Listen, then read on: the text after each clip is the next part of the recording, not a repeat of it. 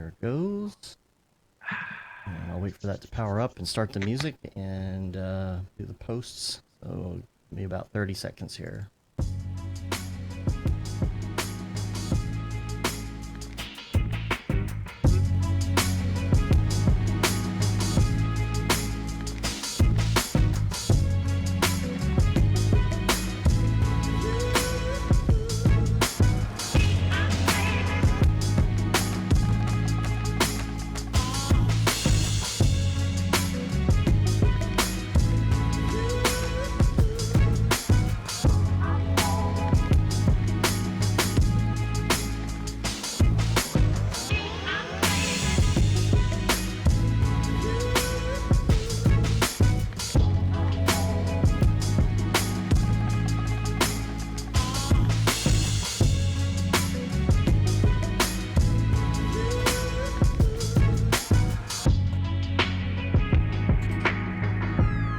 Putting out the bat signal.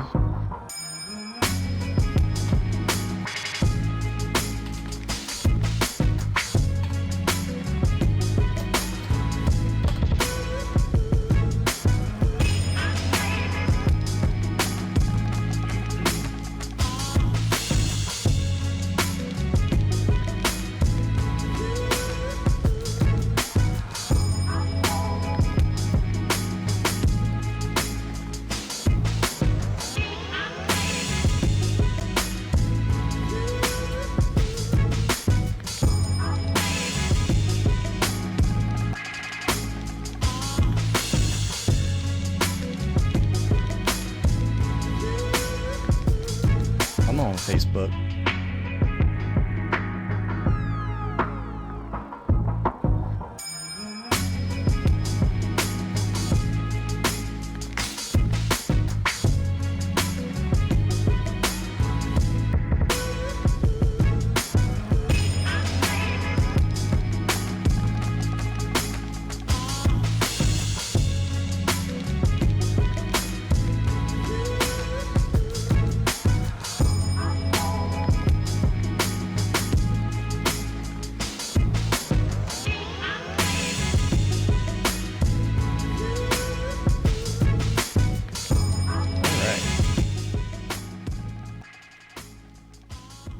Pretty faces here. Oh, hello. Hello, we are live on the interwebs. We're about to do a show. Hopefully some people are showing up here. It's a little different than usual. It's a different time. I don't expect we'll have quite as many people in the evening, but welcome if you're here. They changed the live chat up on me here. This is weird, but I'm going to refresh the chat and make sure the chat is working. I'll say a little something here, and then we'll start recording. Hello. Hello. All right. I'm going to go ahead and start rolling on my recorder. I am as well. Okay. And let me know when you're good to go, John. We'll... Yep, I'm good to go. There. Okay. All right. Looks like the chat's working. That's good. And, yep. Here we go. Let's do a sync. I'll just do 1, 2, 3, and then we'll clap. Me too? Yes. Yep. 1, 2, 3. All right. I thought you said on 3. Oh, is that on? Was that on 3? You want to do it again? Okay. 1, 2, 3, clap. Sorry. Sorry. 1, 2, 3, clap. 1, 2, 3. Cool. That's perfect on this end. Yeah, that first one sounded way too together. Yeah. So, in Australia, we're early, so. Right. Yeah, right. you're in the future. That's right. Oh, yeah, technically it's what, Tuesday tomorrow? It's Thursday next week. It's Tuesday now. Yeah. It's Tuesday. Okay, cool. Yeah. All right. I think we are good. I got my phone muted. We're good. We're good. All right. We'll probably do about an hour and a half. Does that work for you? Sure. Okay, cool. Sounds good. All right, here we go. What's up and welcome to another Mograph Mocast. I'm Dave. And I'm Matt, and joining us today from motionworks.net, Mr. John Dickinson. Hello. And Mograph is a supplement to our site, mograph.com, which is a motion graphics tutorial site with tutorials, plugins, podcasts, and other Mograph stuff. And on the show, we talk about everything ranging from motion graphics to Cinema 4D, After Effects, plugins, render engines, doing business, doing taxes, being a contractor. We're working for the man. You can email us, info@mograph.com. Let us know what you think about the show. Send in your topic ideas and let us know what you want us to talk about. We have a lot of cool guests coming up in the next couple months. We're locking in those dates, and we'd love to have some topics. Make sure to follow us on Twitter, Instagram, whatever, all the different social networks.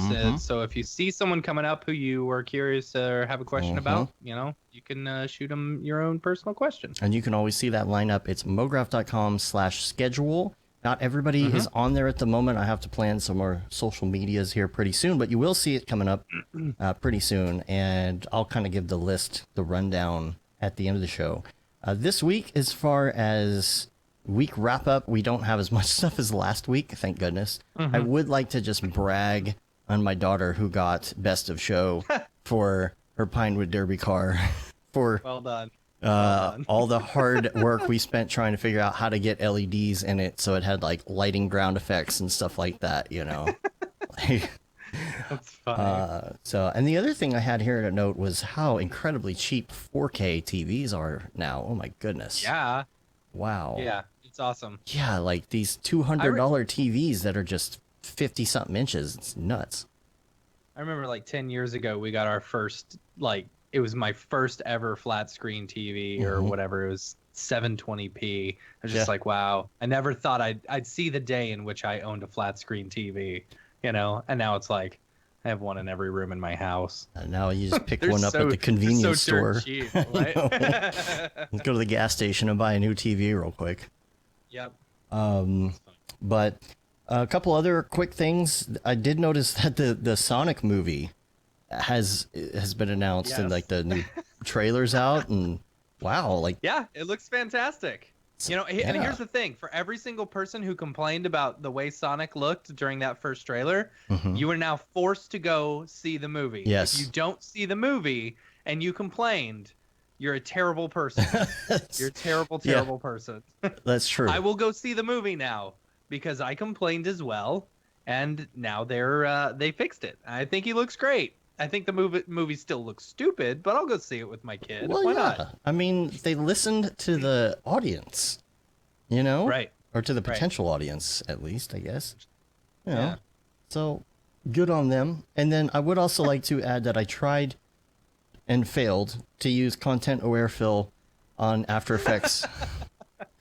It was awful. It was awful. Yeah. Like I followed everything. I don't know. Yeah. I don't know. I tried it once recently, and my hard drive got filled up in about 5 seconds. So Yeah. That's funny. It does some weird things. Like it does these folders and starts rendering stuff, and so I tried doing the little reference frame, and it just looked just awful. And I was like, well, all right, enough of that. I mean, it was easy. It was a really easy thing to change, to fix, and it's just I don't know if it'll ever be there. So you know what? That's fine. Yeah. I tracked it myself and did it in like 2 minutes. Yeah. Yeah. So speaking of After Effects tracking, we had a chance to get Lockdown this week. Yeah. I used it for a project. We do a lot of work with David Lopez. He's a YouTuber and stuff. And so we needed this scene where basically he's being electrocuted or being blown up by light or something. And so I had seen Lockdown. I had seen people talk about it. You can get it on AE Scripts. It's like $250, but it is incredibly worth it. It is super, super cool. So basically, it's like you set a whole bunch of points on something, and then it will motion track all those individual points and create a stabilized mesh. Pre-comp that you throw the stuff in there, and then it automatically warps everything perfectly. It was so great that I didn't have to go through and cut out the arms and cut out the body and do that and then stick everything on it. It was just tracked a bunch of points and stuff like that. Threw it on there, and holy cow, it is an incredible plugin. It's from the same person who did Composite Brush, which I also love. So big shout out to Lockdown.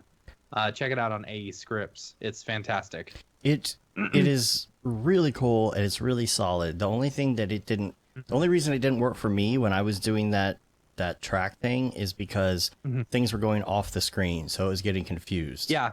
Other than that, it was. I have noticed fine. when things go off the screen, it's a little bit harder, but I think you can also use, now the way I was doing it, I was using their own particular trackers, but I think you can actually use a Mocha track as well, instead of their trackers. Gotcha. So maybe if you had done that, I don't know.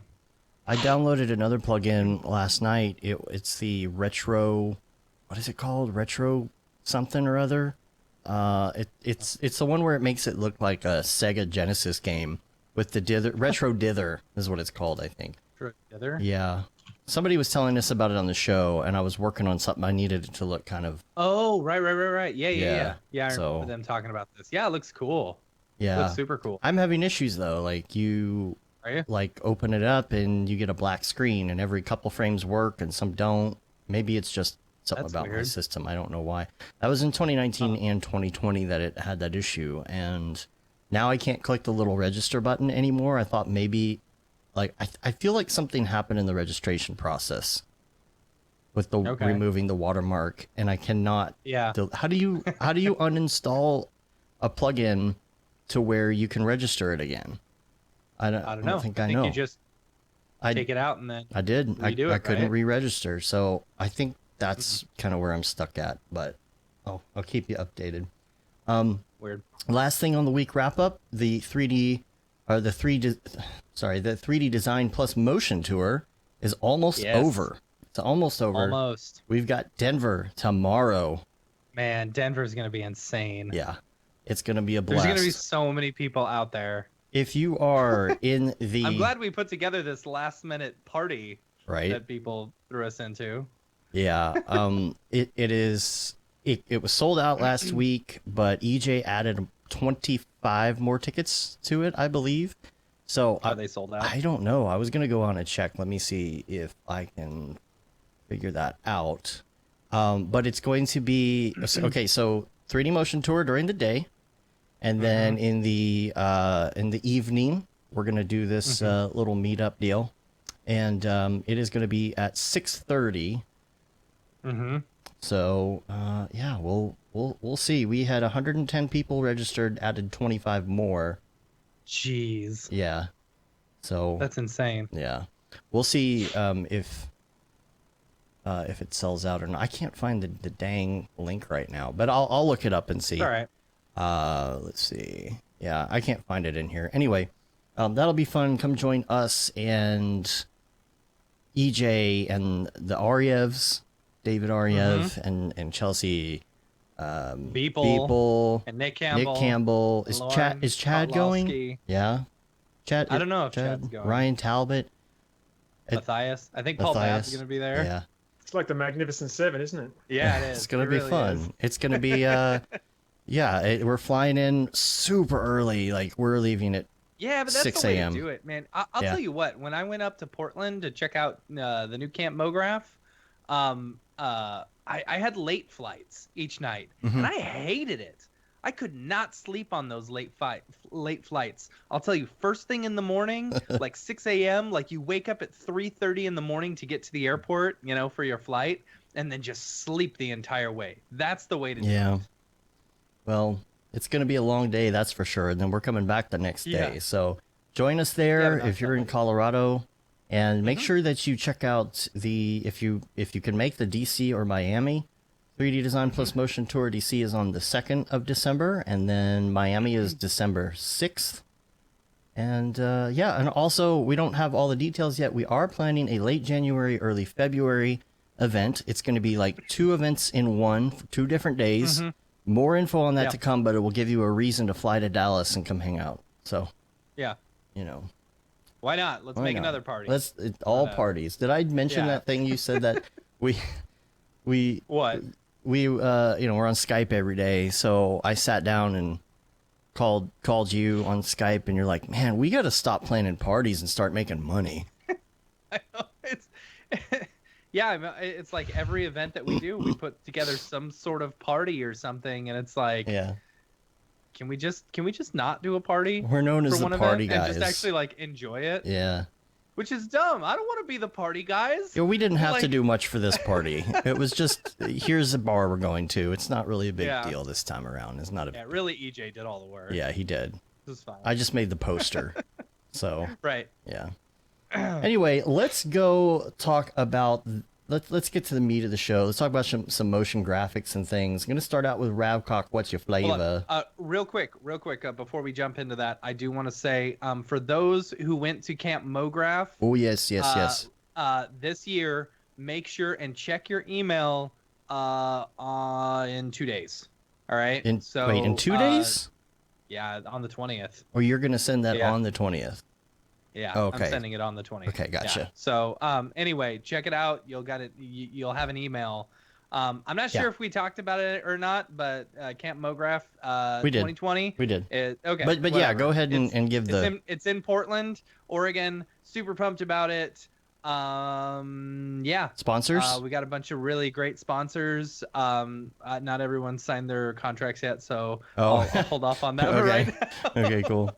But right now we got Max on, of course, and then a bunch. I have a feeling we have a bunch of returning sponsors as well, Yeah. and then a couple new ones, which I'm really excited I'm to announce. excited about the But new ones, but we can't talk about it yet, I guess. Yeah, Um, yeah, it's all right. Cool. Yeah, so keep an eye out for that, and then Tickets will let's- go on sale April 20th, 2020. for so the masses. for the masses. Yes. Yeah. Cool.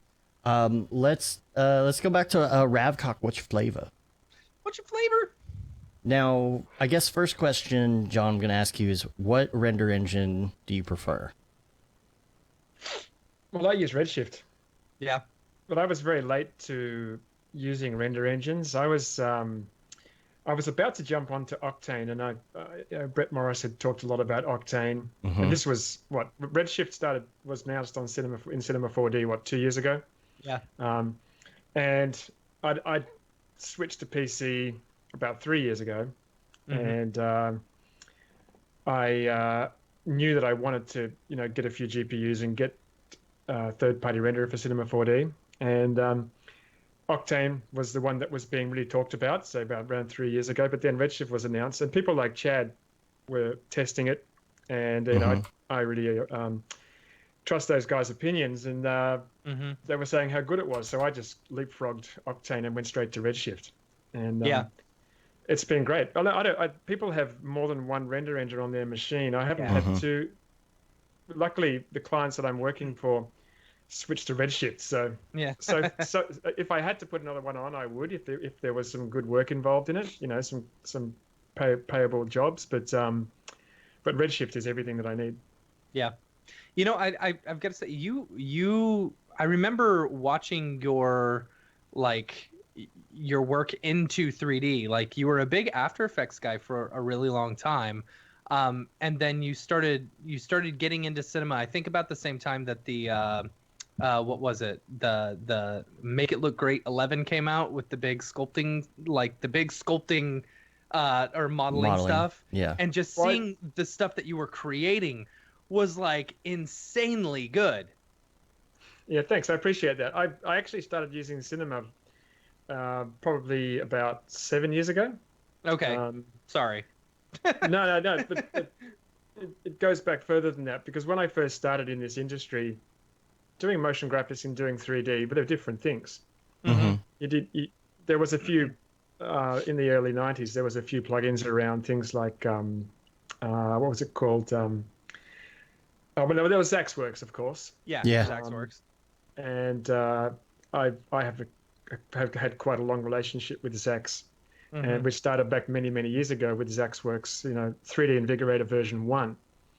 Nice. And I remember when he was testing, he hadn't actually, I don't know if it was a full release or not, but it was version 1.0, and he was at a trade show, and everyone was crowded around his booth, and it was like, oh wow, 3D and After Effects, it was really groundbreaking, and obviously I skipped forward a few years, and then Mograph was released at NAB for Cinema 4D, and I remember being at a booth with Zax presenting, and there was the Maxon booth opposite us, and we were facing each other, and we were thinking, we're looking over there, and what's this Mograph thing, and I mean, for me, it's like, I'm a user. I don't own company like Zaxx's, so it wasn't really. Right.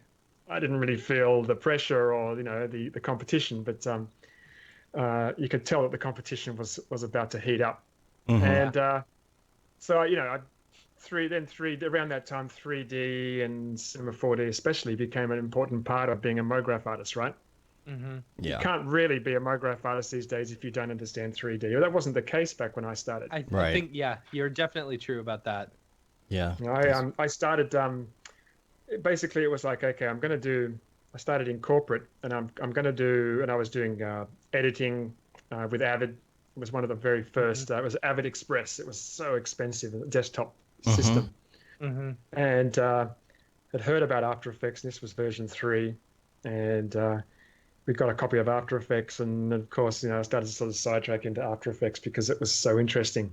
Yeah. And I remember the moment when I was at the Computer Graphics College in Sydney, and I was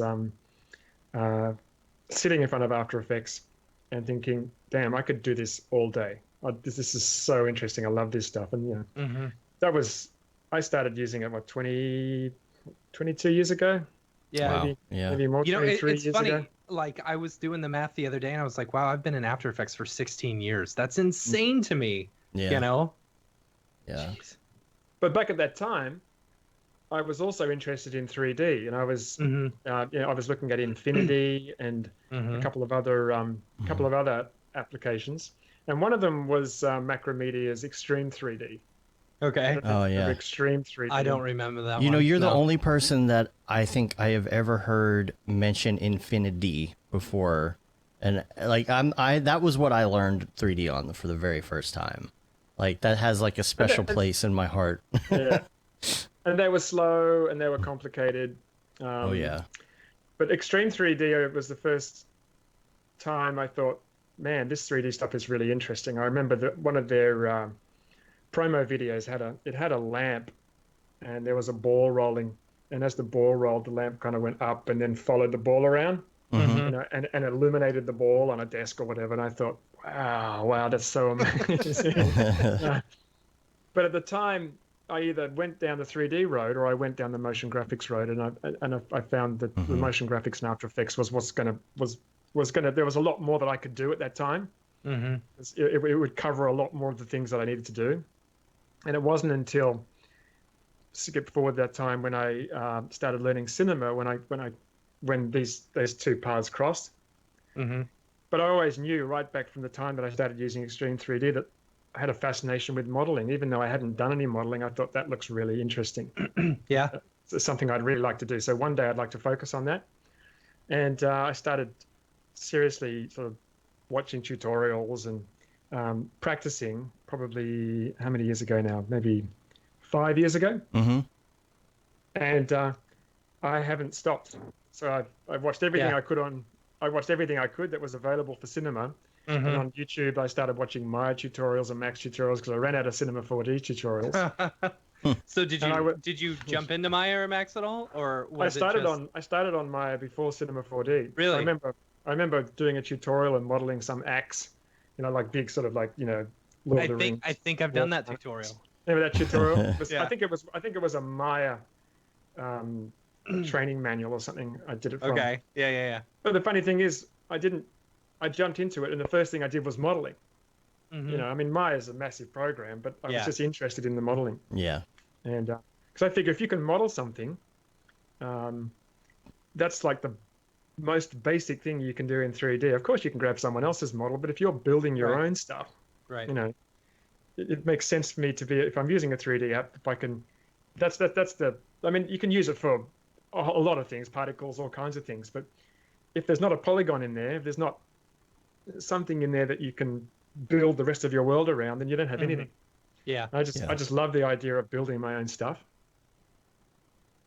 The stuff that you model is incredible too. I remember when you were first you were first posting is so clean. Yeah. So clean. That's what I was gonna say. Like your topology. I look at the models that you're creating, and I get so jealous. so jealous. It's a blessing and a curse. So let me skip back. I just wanted to mention that I just mentioned that I was watching those tutorials, and there wasn't anything. There was a lot of gaps in my knowledge. Mm-hmm. I kind of knew what I didn't know. I knew all the basics, but I wanted more. And I was at the time. This was about 5 years ago. I was modeling a Beretta pistol, and because I always decided that I would try something really difficult because that would, it's altitude training. You just bite off way more than you can chew, and then you sort of bumble your way through it and you learn.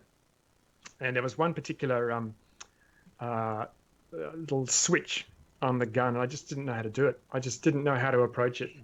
Mm-hmm. And any of you who've modeled, who don't know a lot about modeling, will appreciate you saying my stuff is so clean. When you don't really know much about modeling, you end up with a lot of mess. Yeah. Yeah. You literally paint yourself into a corner. But I tweeted out that I just didn't know how to approach it, and a guy named Toby Pittman, who was following me on time at Twitter, he said, "Oh, I'll record a quick screencast for you." So Toby recorded the screencast, and his approach was unbelievable. It was like when someone shows you the right way, it's like, oh my God, it seems so simple. Yeah. Mm-hmm. And he took this little switch and he took a bunch of parametric objects and he broke little pieces off them, and he literally sort of stitched things together, and he used shrink wrapping and all the things I'd never done. And I knew immediately that this guy's really good because Toby already knew how to record tutorials. He actually has a background in music, because Toby's day job is as a musician. He's a very talented musician and music producer, and he does 3D modeling in his spare time because it's fun. And I mean, it's just amazing. He does it in his spare time, and he's an absolute gun at it. That is, that's insane. It takes thousands of hours to get that good. Mm-hmm. And I just put that in my back pocket, and I probably took about a year, but then I managed to get Toby to help me produce some training that I knew I wanted to watch because it wasn't available online. Yeah. And we kept going backwards and forwards, and Toby kept refining the script and recording and re-recording and then taking bits out and putting bits in. And with the walkthrough projects at the end, which are quite long, it's 24 hours of modeling training. Wow. And I'll say I've watched a little bit of it. With any long training series like that, you get into it and you watch the first few episodes or the first few videos and stuff, and like from the very beginning, like something switches in your brain, just immediately. Even if you've been modeling for a long time, it's like, no, these are some things that you're doing wrong. Yeah, he starts with the fundamentals of modeling, and that's software agnostic. Simple, it's like flow and stuff like that. Yeah. Flow. And so if you understand those basics, then you start each model from a really good place, and you really have no option but to produce clean topology. Because you're not introducing any issues. I mean, I still wring my hands when I have a model that's got a complex model that has one triangle in it, or it has a complex, or it has a 6-pointed pole, a complex pole. And that actually is not a good thing. It's funny because when I started, everything had to be quads. God, it's got to be quads. I can't sleep if it's quads. It's quads, right? And that's crazy. And I've actually come sort of full circle with that, because I've learned from watching other people, and also the deadlines are important to meet. And I have been in a situation where I was working very hard on a model, and I met the client's expectations quality-wise, but I didn't meet the client's expectations time-wise. And the client let me know that they were disappointed, and I apologized, and I said, look, it was more difficult than I thought. But if you're spending too much time trying to get geometry that's perfect, right, then you can have issues in other ways. Things with timing, deadlines, and what is perfect. Because if you've got a little hidden triangle at the back of something which you're never going to see, or an n-gon that's on a completely flat surface, then it's going to look no different than if that was quads. Yeah. So I understand it as I've done modeling for longer. I understand what I can and can't get away with. Mm-hmm. But keeping the whole deadline issue in the mix is really important. Yeah. Yeah, I think And, that's you why know, so many of us are junk modelers, because we're throwing things in the background of scenes, or we're kind of Yeah. slopping something together that's just going to be dirtied up with a bunch of filters or something anyway. And it's about making that decision when it's important, because obviously if I were making that model and I was going to sell it on Turbo Squid, I'm not going to do that Yeah. same technique. So it's just kind of making that judgment call.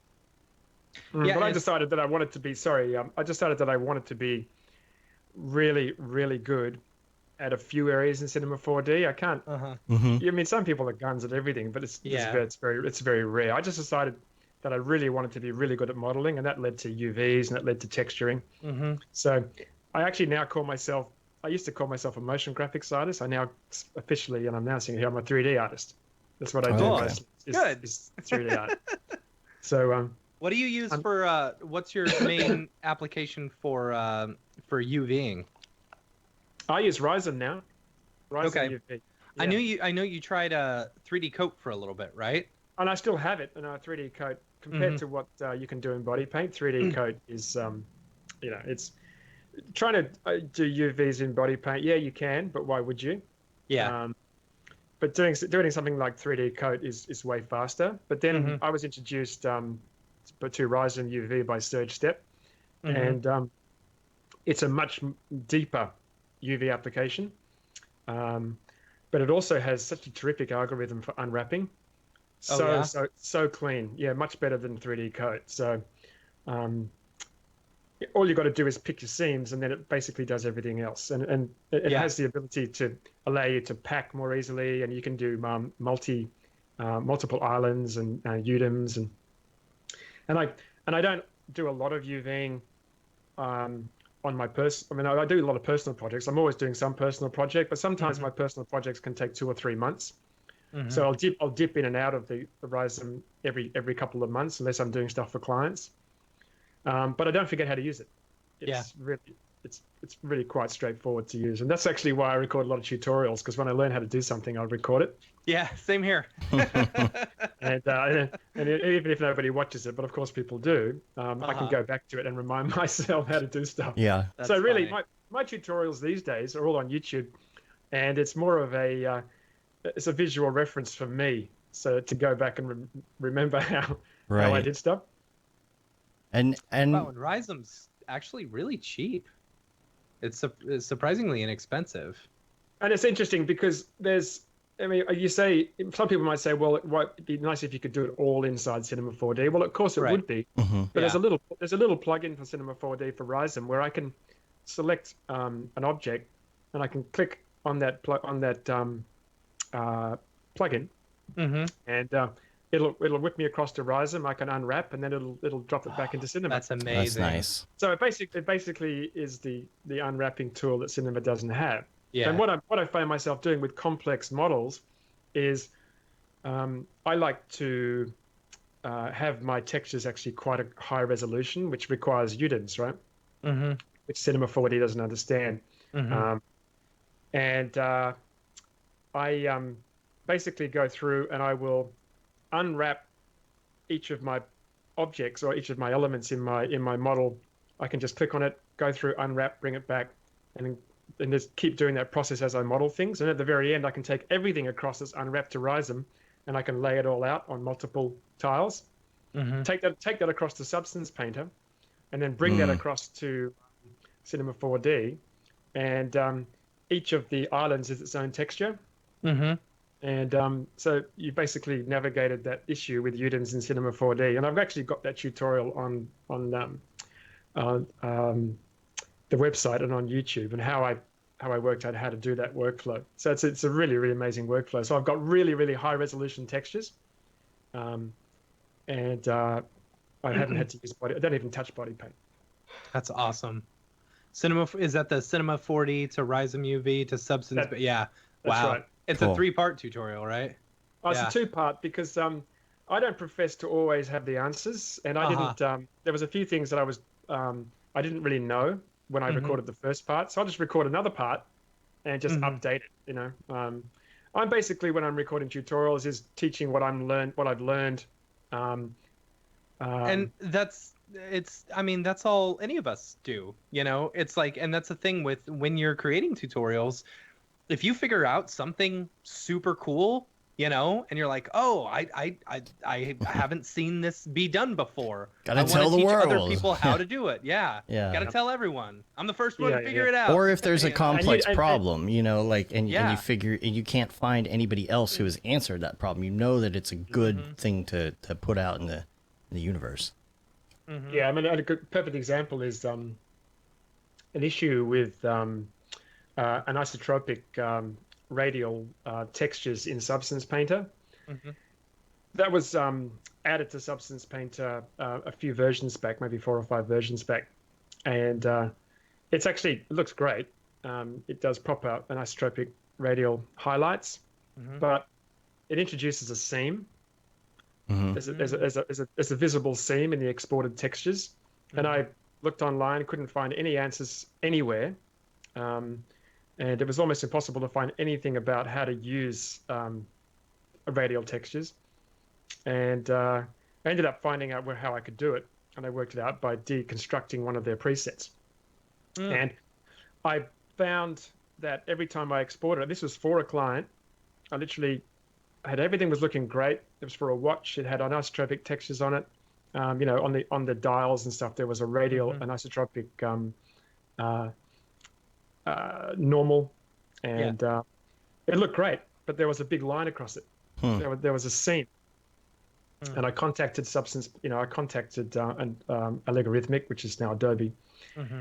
and they got back to me, and um, they said that they got together and talked about it, and it's a sampling, um, some kind of sampling issue, and there was no solution for it. Oh There was man. it's apparently it's a limitation of the software currently, so it makes it useless. So I actually had to go in and strip them all out and just do something fake, just to, Wow. and then all of my hero images on my website, I've actually gone to Photoshop and just painted it out. Oh, Um, that's funny. But if you're doing an animation, then you're screwed. So I Mm-hmm. recorded a Hmm. tutorial with my findings and had that approached Allegorithmic, and this is what the answer is currently. And I think it's really useful to share that kind of information. Yeah. So That's cool, man. I guess How long ago did you start MotionWorks? yeah. Like, Um, and what was the inspiration behind it? You know? let's see. MotionWorks. Wow. I don't know, 14 years ago, maybe Wow. 14 or 15 years ago. MotionWorks. Well, so when I started using After Effects, I actually went back to the Computer Graphics College in Sydney, which doesn't exist anymore. It actually went bust during the dot-com bubble. Hmm. Interesting. As soon as the dot-com bubble burst, the school went out of business. But I went back there during the good times after I'd done a desktop publishing course and said, hey, look, this is some of the things I built in After Effects. And they immediately asked me to teach it, um, That's funny. which was interesting for me because how am Mm-hmm. I going to teach it? I just learned how to use it. Right. But I'd taught martial arts for years before that, so I wasn't uncomfortable being in front of an audience. Right. So I did end up developing a course for them and teaching it there. And uh, MotionWorks kind of sprung out of that. I started recording, not recording actually, started writing tutorials. This was before the very, very early days of the web. This is the year back in the year where Brian Maffett released this many VHS tapes for Total Training, Yeah. and Mm-hmm. there was no YouTube. There was no video training other than on VHS. Right. So you do written tutorials as PDF, and I remember my first one was how to do handwriting. Oh Nice. man. And you take screenshots and you write the text and you put the screenshot in, and maybe you'd highlight something in Photoshop. Uh-huh. And I Wow. don't know if you've ever tried actually going through a written tutorial these days. It's like, oh, Gosh. Oh yeah. Yeah. trying to follow I up. looked up one the Yeah. other day. I'm working on a new website for my portfolio currently, and and I I went to a website and found a written tutorial, and I read the first 2 lines and I immediately just you're just not going to read that much anymore. Yeah. Um, so I started doing written tutorials, which led to video tutorials, and I had to have somewhere to host them. Mhm. So, and around then people were saying, "Hey, you're going to get a website," and it was surprising how few people that I knew um, around that time had actually anything online. Mhm. No one had a website. So, but Motion Work started back then, and I sort of built from there. Just add more tutorials.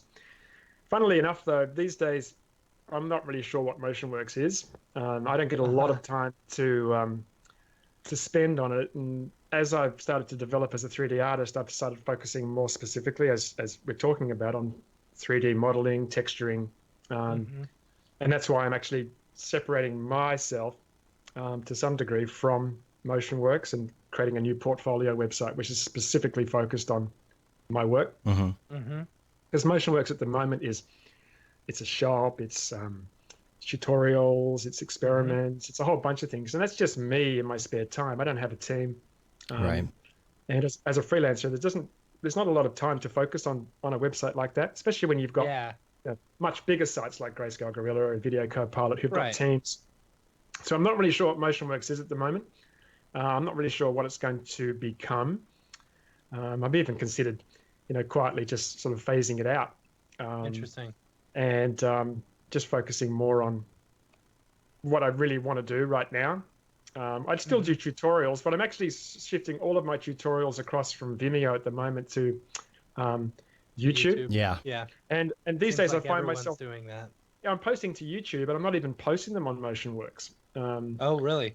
So see, I don't have a blog anymore. Blogs are now pretty irrelevant. Mm-hmm. Yeah. It's pretty passe. Yeah.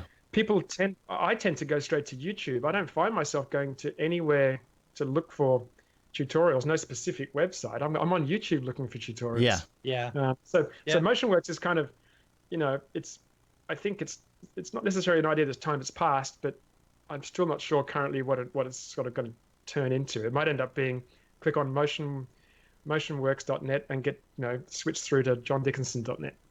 Yeah. I'm not sure.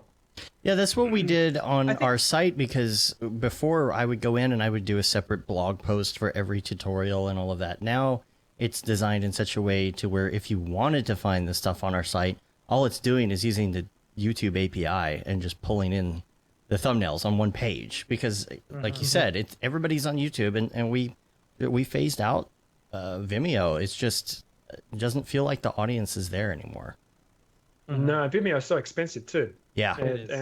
And the playback's not very good. I've got hundreds of files on Vimeo, like 500 videos or something. But it's amazing. I've been looking back at all of my old tutorials, and I have to say a lot of them have got to go because they're After Effects 7, and I did a whole bunch of stuff. I did a whole bunch of stuff for Digital Juice in the day, and I enjoyed doing those tutorials, but they're really irrelevant now. So there's plenty of stuff I'm just not even going to bother posting anymore. It's going to be deprecated. For sure. Yeah, and if you cancel your Vimeo account, those videos that you added in the pro version disappear right away. I know, I'm downloading them one by one. Oh, Did you actually man. hate that? It's like, I know. Yeah. I thought about paying someone to download them for me, but then when I realized that I didn't really have to download that many because there's not as many as I thought that are actually relevant anymore. Oh, that's true. Yeah. I just download them one by one and upload them straight to YouTube. Yeah, That's I funny. don't think we're going to ever repurpose Matt's cola bottle tutorial. Nope. It gets so many How long hits. ago was that? Oh, it was a long time ago. Yeah. Long time Yeah, ago. you look at it now and Yeah, it's like, ooh. I'm like, how to create a photorealistic cola bottle, and I look at it now, I'm like, that's not photorealistic. You idiot. It's like, yeah. It was a long time ago. Yeah, yeah, there's I did that one because I figured out how to do condensation on a bottle, and I was really excited about Right. it. You know. and somehow it got like a ridiculous amount of views, like right off the bat. I Yeah. don't know. So okay, real quick, let me just sidetrack for 1 second, and we're gonna come back to what we were talking about. I did want to mention Octane. before we get to our far end, because the 2019.1.4, I'm telling you, the last episode, I was just like, oh, point 3 just came out. Well, as soon as I said that, point 4 came out, which is amazing. I did have a really weird issue today, which I'm still trying to figure out why, and I'm just... Oh, is that the loading thing? The loading thing, so yeah, the texture I had a bunch of pretty high-res little characters in a scene with some high-res textures on them, which usually isn't an issue, and I hit render and it would come right up. It was totally fine in my viewport, or in my IPR. Well, all of a sudden, it was doing this Octane is exporting textures thing. You know, like it does when you have a regular Cinema 4D texture that's not an Octane texture. You know, it has to like convert and export those. It was acting like it was exporting these textures, and they're very high res, so it was taking like 2.5 minutes before it would start rendering. And I'm like, it wasn't doing this 5 minutes ago. So at one point, there was one Cinema 4D texture that was on a mask, and it was just black. And if I turn that texture off, or turn that entire object off, then it wouldn't export all my stuff anymore. It's like it's trying to export them because it knows there's one Cinema 4D texture in there somewhere. And then it started doing it again when I turned on an EXR file that I had inside an HDR. I don't know if this is a bug or what it is. Have you hit up Amit? It just happened. Slack? It just happened. Yeah. So I'm like, okay, well, let me dig into it more, see if I can recreate the problem and go from there. But just in case anybody else is having that issue, you're not the only one. And then, that's about it for Octane. Other than that, super stable. I really like it. I'm using a combination of Octane and Redshift for a project because I love working in Octane, but it's one of those things where we're going to do God rays and fog and all of that, and it's easier to just take your project, strip all the textures off of it, go over to Redshift and do your fog and stuff, and add that back in as a separate pass later on. And something else I was going to bring up and ask both of you, and this is a question that I'm wanting to hopefully remember to ask guests from now on if we get around to it, is how often do you use render passes? Because we know why render passes are good, why render passes are great in post, and if you're doing something very high end, you know, that's a good idea. But there are so many people now that are like using Octane and things like that, and they're just creating something and they're relying on what they see in cinema to be their final product. You know, so I'm trying to gauge who is still doing passes, who's not doing passes. So I've one of the projects that we're working on right now, they specifically wanted one of the elements in there to be highlighted. So I mean, that's an example of when I would use a render pass, you know, but like for the most part, it's mostly just straight in camera or something like that. Yeah. You know, I only really use them for object buffers, you know, because even though these GPU render engines are fast, whether you're using Octane or Redshift or whatever, if you're doing, you know, more passes and stuff like that, it's still going to add more time to it. You know, John, do you use render passes? I'm kind of the same. I'll just do a puzzle mat in Redshift, and just use set mat in After Effects. Right. Just because it's important, obviously, when you're lighting, to not push it too hard in your 3D app. You want to. I mean, good lighting takes a lot of skill. I've actually been watching Tim Clapham's new Redshift lighting training, which is really good. You can never learn too much about how to light properly. Did that one just come out?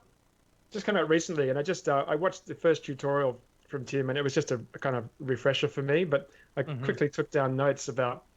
It's easy to forget in. I mean, it just doesn't matter what piece of software you're using, but with lighting, there's just as long as you understand a few basic rules. I've actually got them. I wrote them down on a piece of paper. What are they? Tell us. And it was things like, you know, and this was a really good one because the thing that I'm currently lighting, I'd lit the scene for the client, and I was doing some R&D, and the whole thing was blown out, and I wasn't putting nice soft shadows onto the seamless floor that I'd created. Mm-hmm. And then I was watching Tim's thing, and the first thing he said, you want to light at a real life size for the objects that you've got. So Okay. I was doing these little cardboard cutouts, and I think the one I had was like 6 feet tall. Mm-hmm. You know, where it Yeah. should have only been a few centimeters tall. And when I did that, everything changed. Mm-hmm. And things like, you know, if the light's closer, it's going to have more illumination. Right. You know, the light size, so it's larger, there's going to be more light. You know, the shadows are going to be softer. Yeah. So just a little cheat sheet. I mean, it might be obvious to some people, but there's so many things to remember when you're lighting. And if you've got a few lights in there, it's easy to start getting messed up and mixed up, and then suddenly your scene's blown out or it's too dark. Why isn't it working? Yeah. So starting with one light, getting that light to look correct, and then adding your next light. Yeah. See, when I'm lighting, what I always start with my backlight. Like I do too. every time I'm lighting something, I always start with my backlight, and I get my backlight looking good so that I can get those nice, like that nice halo or the nice, you know, highlights, so that it outlines, you know, your object, you know, and then I go to my key, and then I go to the fill, you know, if I even need it. Yeah. It's funny because I always start with the key. That's funny. Yeah. You know, I just do it the way I traditionally learn how to light in the real world. I'll put a key on. I'll fill the shadows with a little bit of fill, and then I'll use a backlight or halo light. Yeah. See, that's the way I would do it in real life too. but not in 3D. Yeah, but not in 3D. Yeah. I always start with the backlight. When I'm doing something that really needs that good lighting, I've actually, you know, like Matt, I sent you some shots of some stuff I was working on the other day. I've really started to stop and try some different things. You know, try it this way, and then try it this way, and then try it this way, and then decide what I like, instead of just diving in and be like, okay, throw the lights in there. Okay, yeah, we're good. You know, just really experimenting more with lights. But One thing I want to add to this is I've been updating my portfolio site, as I mentioned, and it's been requiring me to revisit a lot of my previous projects. And, you know, crossing my fingers, will they open? Is everything going to be connected? Yeah. And surprisingly, I was able to get into all of them and, you know, open them up in Redshift in the latest version. At any point, did you go, oh man, this is so unorganized? Because that's what I would do if I open up some of mine. Yeah, when I'm doing a doing the final renders, I've got my lights in the scene, and then I've got a camera, and then I'll render out the pose, and then I'll move the lights, and then I'll move the camera, and that's all great as long as the only images that you want, you never want to come back to them. But of course, I came back to these files wanting to have a much larger render, like 3,000 wide, right, for the site, and all the lights are turned off or the camera's turned off. I can't recreate the pose but one of them I'd actually use takes. There was one of them I'd use takes, and I had all of my lights and my cameras in nulls. Oh wow! No, that was separate actually. No, I'd use takes, but I'd had like 15 or 20 different camera poses and 15 or 20 different light positions turned on, and I literally just changed the take and rendered it out. Right out. It was that's awesome. It really is worthwhile working out how to use them. Watching Chad's tutorial actually on Grayscale Gorilla. That's how I learned how to use them. And man, that was a dream. So imagine if that was a client project. We come back, they need something quickly, and you can't recreate that lighting. The camera pose isn't quite right. Right. You need to do this kind of stuff as you work, because potentially you're going to have to open up that project later. And so much easier just to turn on I like pose number 3, click on number 3, change the render size, boom, done. Yeah. I was doing a similar thing this week with that same scenario. Is just because these were just kind of like, they weren't like final renders. It was just like experimenting and then saving stills to send to the client. Be like, well, what do you think of these? You know, but I knew if I sent them one and they said, oh, we like this one, and then I couldn't find how I did that one, then I'd be in trouble. So I made sure that I was at least, every time I get it to a spot where I like it, I'll increment save it, you know, and then I'll do a screenshot of that and I'll save it in my pure ref. So at least they're in order, and I kind of, you know, I'll find it. 10 different scenarios and 10 different increment saves. At least I have it saved somewhere. I just got to find the right one. I should be using takes, but It's kind of like a poor man take system, right? Yeah, exactly. Yeah, basically. No, I introduced my Well, friend you did to it before takes. takes came out, yeah. Yeah, my buddy was But asking me. What's that? I was going to say takes do require concentration because if Yeah. you stuff it up, Yeah. suddenly you're changing something you don't mean to change. You need to be focused on what you're doing. You don't want to have auto take turned on. No. You'll definitely accidentally move something. And I told my friend the other day, and he was blown away. He was like, I guess a version or two behind on Cinema 4D, and he was like, "Man, this is a game changer. I didn't even know about takes." I was like, "Yeah, dude." So. And I freelance at TV stations. I still do motion graphics work, and they're all using Cinema 4D. And when I show everyone the take system, that blows them away because in TV. You're doing a lot of versioning. Right. Shows are on for months potentially, and I come in as a freelancer and open up the project, and there's hundreds of text layers because there's all these different versions. Yeah. Whereas there only needs to be one text layer. Yeah. Yeah. And takes, and literally just put in a new take, change the text. You know what I mean? And when I show them, it's like, oh my god, didn't know you could do that because it makes the project tidier. It saves a lot of time. We had my favorite story about takes. It was right after I quit my last job and started doing Nexus Motion and Mograph.com full time. We had the client that I previously worked for, they hit us up and they're like, "Hey, we'd like you to do this job because this job used to normally take us a long time." It was before the take system came out. What was takes, like 17 or Maybe something? even 18. Yeah. So they were on the previous version. Well, the new version with takes came out, and basically you're doing 250 renders with a different material on each of these, things. And so we'd have to go through and we'd do 250 different projects with all of the things set up. And it was a pain. It would take us literally a week. Well, we had the new version of Cinema. They didn't know about the take system. So I quoted them for the same amount of time that would have normally taken us. Yeah. And it literally took me 2 hours. You just set up some tokens and let it go. Just, set up a ton of takes and render out. Yeah. It was awesome. It was. Come on, what was the client's name, just in case they're watching? Yeah. I think they're probably gone under by now.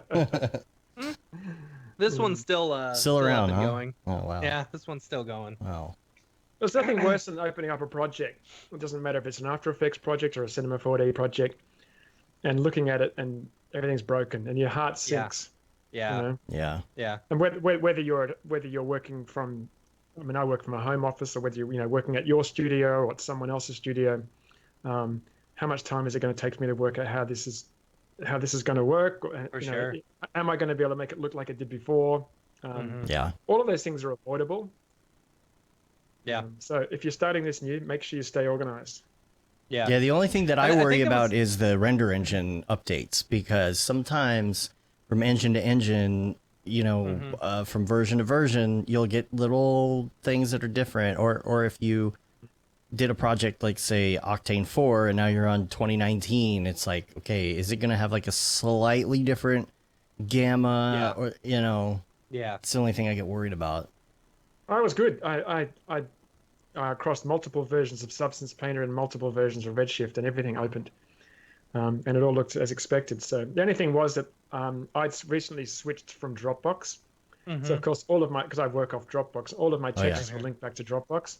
So everything was missing. So I had to go in and set the texture paths to make sure things worked, because I wouldn't want to go into 50 textures that have normal and roughness and diffuse and go through and change all those. It's crazy. Oh man. I don't know if this has happened to you, John, or maybe this was just a fluke, but I did something recently in Redshift where I opened up a project. So basically I was saving something out to send to Pixelplow.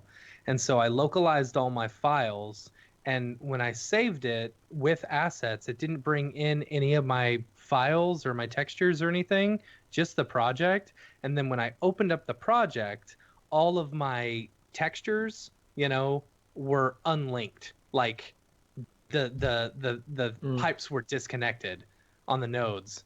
So I Yeah, had I've to never go had that back happen. through and redo every Oh, single man. texture for all my textures. That was super annoying. Yeah, no one wants to ever do that kind of stuff. Yeah. You never want to be wasting time doing that kind of stuff. Yeah.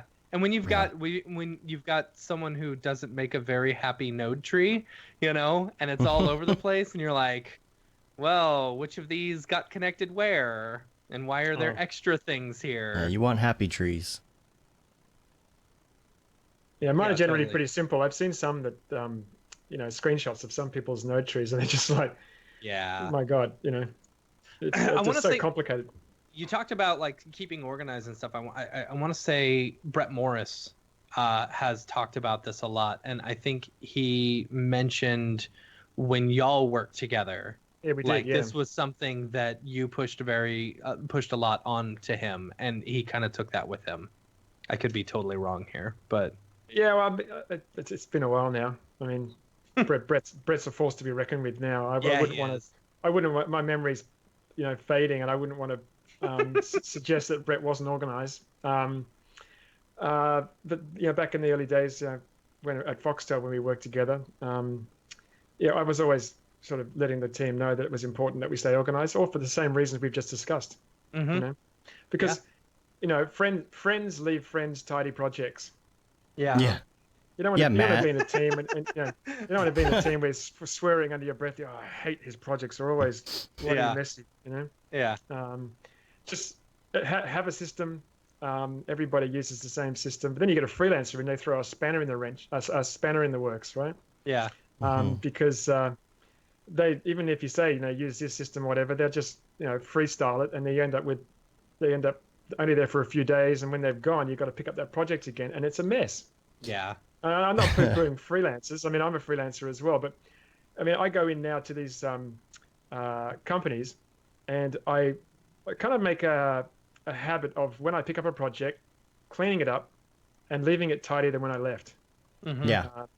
Because it leaves a good feeling. I want someone to Yeah. open a project that I was working on and go, damn, he always leaves his projects really organized. Yeah. And that leaves a good feeling, it greases the wheels and reduces friction. So I think that's just a good habit to have. Mm-hmm. So I'll go through. I my projects aren't messy, Cube.1, per se. Cube.2, Yeah. Cube.3. Okay. I do have yes, especially this Cube.4. last project. Yeah. This last project. I mean, come on. No, You're I modeling agree. A whole bunch of, I agree. I had we were modeling a whole tubes, bunch of tubes and lines and Yeah. cubes. Yeah. we're modeling a whole bunch of mechanical compressors and stuff like that. I mean, we don't know what it's just a tube. You don't It know looks what like it's a tube. called. Yeah. Yeah. You get to make up the names. That's the Yeah. beauty of it. Yeah. Camera funky looking thing with a stick coming out of it. Oh my gosh! Yeah. If someone did that to me, Yeah. I would be probably more pissed than just cylinder, cylinder, cylinder. I would at least put all of the grouping of crazy primitives I into do a that. null and name the null. So Yeah. it's, but I Yeah. still didn't know what to call anything. I'm like, handle thingy with a camera on top, That's one of the joys of doing it. I a couple of weeks ago I modeled a gas boiler, and I didn't have to model all of the details, but there was enough details in there, and I only had one shot supplied by the client, which was a front-on shot. And this is generally the case. I'll get one or two reference images, and I actually have to go online and search up the names of these things and find out what all of the individual parts are called, and then search for those. And then you find a dealer that has shots of those individual parts, because I feel like that's just so much time though. I guess I heard online the other day, which makes sense. If you can't see it, you can't sculpt it, but you can't model. You can't model it either, and it's really frustrating to. Like I was doing this plastic tubing, and it's all one piece, and it has many different outlets. And if you can only see the front of it, you don't know what's happening at the back. You don't know how that's connected into something else. Right. So a lot of my time when I'm modeling is actually spent finding good reference images. And if you, Yeah. it's often there's the aha moment where, when I was doing this gun recently, there was one piece I just couldn't find. I think it was the gun. No, it was the hot rod that I did, and I just couldn't find this one piece. And I just sort of fudged my way through, and then weeks later, I actually found this piece in all different angles. Of that's how it looks. Oh my god, got to do it again. Yeah. If you can find, if you've got good reference images, you can pretty much model anything. I know I can. Yeah. But without good reference, you're Yeah. screwed. You You really just just got to go shooting in the dark. With this one, yeah. with this particular client, I told him, I said, I said, we can base it entirely off of this picture, but you have to understand, like, if you're trying to build this or something, it's not going to be accurate. This is, you've got to think of this like art. This is our interpretation of what it this is. picture that you're giving us. Yeah, but luckily for us, it was like a whole bunch of things that we did individually, and then all those go into another scene. And so by the time you're done, that little handle thing with the camera on top of it is like 1 pixel tall. So it's kind of that whole thing of okay, well, what should we spend the time on? Because for you, I bet your client, you were probably a little more close up on some of these things. When our thing is like, 30 feet away from a little part, it's not a big deal. They're never going to zoom in that far on ours. So we had to decide and say, okay, well, that's fine in this case because, it's a time thing, really. Yeah. Generally, when people hire me, they want clean detail. You want to be able to get pretty close to things. Yeah. But just getting back to what I was, my initial point was, having to do all the research, you actually have to find out the names of these things. So I know all of the different names, different parts of a hot rod and a gas boiler. And the trouble is, my YouTube feed ends up with all these gas boiler stuff and the internals of hot rods. And it's like, I'm finished. Finished doing that stuff. I'm just not interested. You need incognito mode or something to do your research. Right. I used to get these weird ads for things because of that too. Yeah. They'd follow me around. Yeah. Like that. Oh man, I did an ad for a bariatric center. Yeah. And law services and stuff. Every device that I had was giving me bariatric surgery ads for the same company that I was working for, like for a year. I was like, no, I don't need. I was just going to your site because you're a client. I couldn't get rid of it. But it is funny, and I've said this even going back to my video only days, is that it is kind of fun being in this industry because you do learn a lot of that stuff. Like we were working with, you might know this company because they're in your neck of the woods. It's called Altus Traffic Management, and no, they have only done like 1 or 2 things in the U.S., but was doing a video for them about managing traffic flow and traffic switches when you're doing construction on large highways and things. And it's little things you find out, like if there's a green cone, that means that there's wet cement. It's stuff like that. And being in this industry, you dive into these other industries and you end up being you're having this weird, stupid, unnecessary knowledge of so many different areas. Mm-hmm. Yeah, I have edited a fair share of really ridiculous things in my time, and I feel like I understand. I don't know. Okay, so let me ask you this: what is the weirdest thing that you've ever modeled? Oh, gee, not a lot of weird stuff, really. Yeah. I started really just doing hard surface modeling, and I've recently picked up ZBrush. And I'm teaching myself that in my downtime, just so I can do a little more organic stuff. And I think I probably, as I start to do more of that, I'll probably start to model more weird things. But no, I have to say, really, I don't think I've actually modeled anything weird. Or any weird projects in general? No, it's not weird, but I did have someone approach me to do some work for a tobacco company, but I refused. That's good.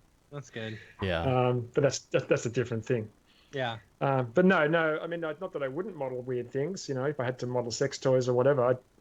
Yeah. But I probably wouldn't. I probably wouldn't model, as I mentioned with the cigarettes, anything that morally. I found offensive. Right. I had someone who approached me about doing something for a Trump campaign, and I refused. I refused that too. I don't blame you. Good on you. And this is during times where I haven't got any work as well. Yeah. But Yeah, still, that's a hard you got to thing. have standards.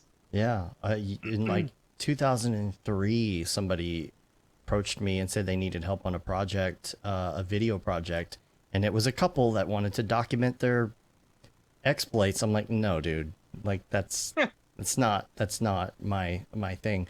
And you get requests for some things sometimes that are a little bit weird. I think there was one, like climate, like anti-climate change thing we were approached with, and things Yeah. like that. So, um, you know, So tell me this. Tell me this though. Would you do it if money wasn't an object? If Name your price. oh, yeah, I don't yeah. know. If someone like Yeah, crazy. absolutely. If someone said, I want you to do this 2-3 minute video for cigarettes, and it's $1 million budget. You know what? It's pretty- I smoked for 12 years, and I Yeah. understand the greatness that is cigarettes. Yeah, I did so too. yeah, I would totally do that. I did too. You know. Yeah, I don't know if You got if you're catching up with Silicon Valley, there was the dilemma like that, and I don't want to give away any spoilers because it's a recent episode, but there was a dilemma like that on Silicon Valley where it's like, where you hit a certain price, and he was like, well, I guess that's the price, like I guess Yeah. you realize what I'm price sure you can there's sell an yourself amount out of for. money. I Yeah. mean, because think about it. Like, I don't know. Maybe it depends. I mean, for If it was a Trump $1 campaign billion, or something like. Yeah, I mean, it would have to be a lot of money. yeah, It would have to be a lot of money for It's an some interesting stuff. question because if you're truly against something, Mhm. then no amount of money should change that. But then I guess if you're struggling, and that kind of money could change your life and change your family's life. mm-hmm. Right. Um, If you could take I the guess money it's- and then like maybe take some of it toward an anti something to that same effect, But you, but yeah, does it but you balance it wouldn't. out? No, yeah. Yeah, you're Yeah. right. You'd You're say- gonna pay me $1 million, and then I'm gonna put 10% back into anti. That's funny. I like that. Trump, yeah, Well, Trump's you going to just- pay you you $1 would- million, but you Uh-huh. donate You're half gonna of it to donate Bernie half of Sanders. that to Bernie Yeah. Sanders. That's good. I like that. I like that. I kind of like That's that funny. idea, Yeah. All right. Yeah, but you wouldn't. You'd be so busy doing the next project, moving on to the next project. You go, I'll get round to that, but you never will. Yeah. Yeah. There's a lot It's like you can someone. do with Like, that. it's like when someone. I mean, I had to cut down a tree in the garden some time back, and in Australia you have to approach the council in order to have a tree removed. Mm. And the guy came around and checked it out, and he said, yeah, you can remove it because it had termites, but you must plant another tree. Mhm. And I'm like, oh yeah, definitely going to do that. That was like 3 years ago, but thankfully, with climate change and everything, I'm a bit more sensitive to that now. I've planted more trees anyway. So, Yeah, but you have the best intentions, but life moves on. true. Mm-hmm. That's funny. Now, you mentioned at the beginning, and we talked about this before the show, I think, you switched to PC a few years back, and a lot of people are still just hanging on right there with the new Macs coming out, the new Mac towers. The new Mac Pro, right? The cheese grater's coming out. Yeah. Yeah. Cheese grater How's your journey been on that? Yeah, I think it was about 4 years ago. Now I'm still using the HP Z840 that I got back then, and it's been really solid, I have to say. I did have one blue screen issue about a year back, and but a guy named Andrew got onto me from Twitter, and he's a real PC gun, and I think it's really important if you're not comfortable in Windows or on PC to have someone that you can, ask questions Yeah. of. For sure. Yeah. And he logged into my machine remotely, and we literally did a full clean reinstall, but the way a tech would do it, Yeah. Yeah. with all the drivers and everything like that. And I ghost my machine with backups using a Cronus every day. So I always have backups that I can call on Yeah. at any moment. And apart from an issue the other day where the bloody thing wouldn't turn on, Oh. my computer literally wouldn't turn on. I'm calling HP and they're saying, well, do you think it's the power supply? And I'm like, I don't know if it's the Oh. power supply. If you have any issues and you go down a rabbit hole, well, we Mhm. can give you a quote for the power supply, but keep in mind if the guy gets there and it's not the power supply, then he might not have the right. And I said, how am I supposed to know if it's the power supply? I'm not Right. the guy checking the Right. computer. Yeah. Right. So $800 quote later, I booked it, and then Andrew contacted me and said, I contacted a friend of his at HP, and there's a tiny little power button on the back, and literally it's the size of a pinhead Mhm. on the back of the computer. Uh-huh. And even though I went through all of the online help and it's saying, try this button, try that button, it wasn't mentioned. Mhm. And apparently there's the power button on the front and the back can get out of sync. And we pressed Oh, that button, and then the computer turned back on again, and it's been sweets ever since. And wow. I would have had to have the guy come out, take the power supply out. Yeah, I dodged a bullet there, but I have to say, I've never had a problem with a Mac hardware-wise, Mhm. Mm-hmm. and I haven't had a problem with this hardware-wise. But I thought just for a moment, oh my God, a problem with a PC. What am I going to do? I'm a fish out of water. I Right. don't know what to do, Right. But as far as the PC journey in general, no, I like the kids use MacBook Pros because they're teens. Mm-hmm. Mhm. And I've got a 2009 MacBook Pro sitting here, which is almost ready to go out, Yep. to pasture. Yeah. But Mhm. no, I love it. I wouldn't change back, and unless there was some real strong reason to do it. Yeah. And Well, I well, think it what do you think helps. if Sorry. once the Redshift and Octane and all that Oh gets yeah. updated to Mac, like would you switch over? Well, it sounds interesting. And Mac has what's it called on Mac? The system that Metal. Metal, right? Mm-hmm. So Yeah. I mean, but I'm already working on a machine that's 4 years old. It's actually not got a very high clock speed. It's only like 2.3 gigahertz. Mhm. It's got two CPUs and it's got 20 cores. Oh, But nice. as far as work-wise, I'm still really quite comfortable. You know what it's like on a computer. Yeah. As soon as you start noticing that things are happening more slowly, Mhm. then it's probably time to upgrade. Maybe the software's overtaken the power of your hardware, but currently I'm able to do everything I need to do. I've got Redshift. I've got a couple of 1080s in there. As far as I'm concerned, it's super fast. Yeah. But if I start to be in a situation where things do start to slow down, but I have to say, the price of Macs is probably still something that Yeah. Yeah. Yeah. Yeah. I agree. It helps to and I have probably will somebody. get someone to build a machine for me. I probably will. I probably won't buy another HP. I mean, uh, I have no problem with it, but I probably would end up getting them now that I know more about PCs. I'll probably end up getting a company to. And I could build myself, but I'm not quite there yet. But I'll probably get someone. There's a company over in the US that does it. And I think they Box. have. There's Box. Yeah, there's a couple of them. Mm-hmm. I'm not sure of the name, but I can get that done here, and that way I can Mhm. get a machine where I can have more cards. I can have Yeah. Yeah. I can choose the CPU and have a higher clock speed, and I probably would do that next. I've only got one machine. If this goes down like it did the other day, I can't do anything. Yeah. Yeah. I'm literally dead in the water. Yeah. So the next one will be something probably not like a brand machine. It'll probably be something that's built. Right.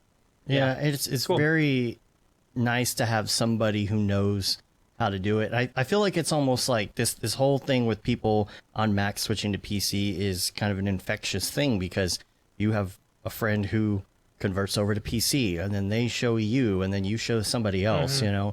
and it's nice to have someone say, okay, I went through it. It wasn't that bad. Here's what I learned.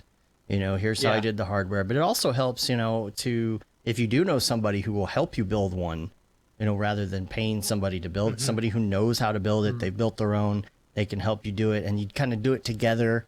You learn how everything works because it gets so much easier. Yeah. The more you And once build you your do own. it once, you kind of get it. Following Yeah. the instructions is pretty easy.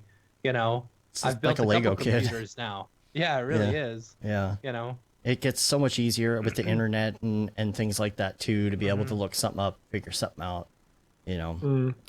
Yeah. Yeah, and people talk about Windows. Mac users go, oh, okay, I hate Windows. Yeah. As long as it's set up correctly, Mhm. and you back up regularly. Yeah. Yeah. Automated backups. I had a situation a little while back where the machine wouldn't start up properly. I went back to a copy of the system the day before, and I was up in half an hour. Yeah. See, that's great. It's just pulled it back off a $50 USB hard drive, which is like 2 terabyte hard drive. Just pulled it back off, Mm-hmm. and I can go back in and choose any files. It's like having Apple's Time machine. time machine. Yeah. So there is everything you Yeah. need on Windows. There's just more of it. It's a much bigger universe, so it's probably a little harder to find the best tools. Right. But, Yeah. no, anyone who complains about having problems with Windows, I had just as many problems on Mac. Yeah. Yeah. I think everyone should learn. Me personally, I think everyone should learn to build a computer. I think that's a really good thing to know, because like if it just, given a computer or something, you don't really understand what each of the parts really do, but if you're building it yourself and understand it, like you get that understanding. Yeah. Like, okay, this is the RAM. Okay, this is the CPU. Okay, this is the GPU. Not just I have this, but why do I have it? And that's why do I need that's this? why my daughter know? really enjoyed it, and I think why she appreciates the computer that we built for her, because we built it, and I told her what each part does, and she put in the parts and put in the RAM, and you really kind of have a better understanding of it that way.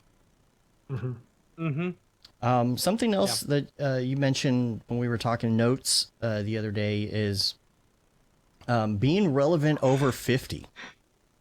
When we were at the Emotion meetup, when you can find out, tell me. Let me know.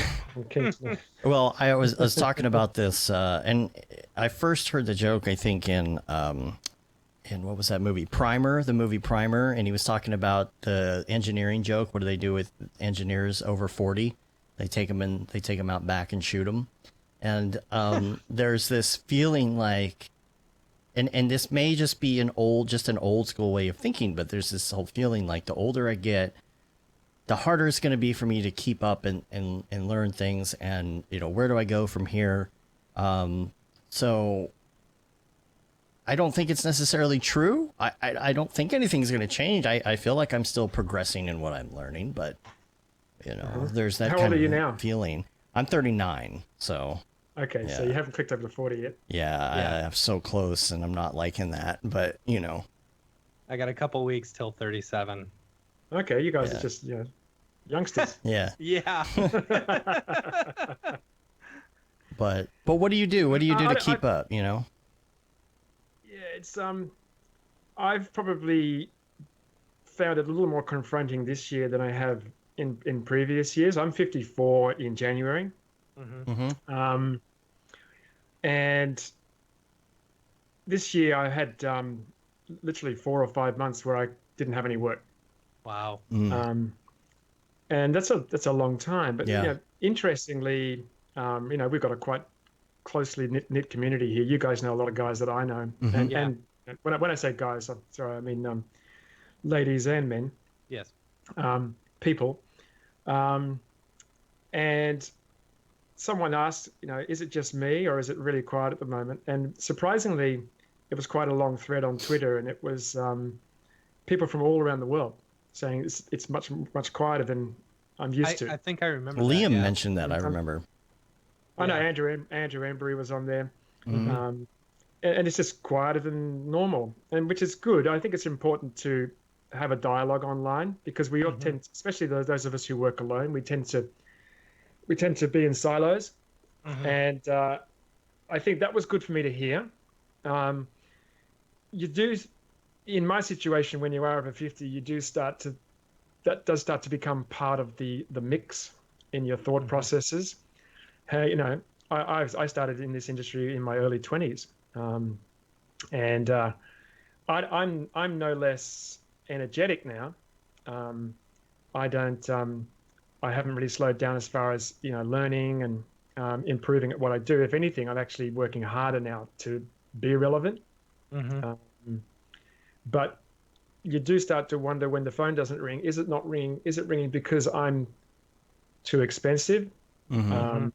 I actually applied for a few full-time jobs. I've been freelance for 4 years now, Mm-hmm.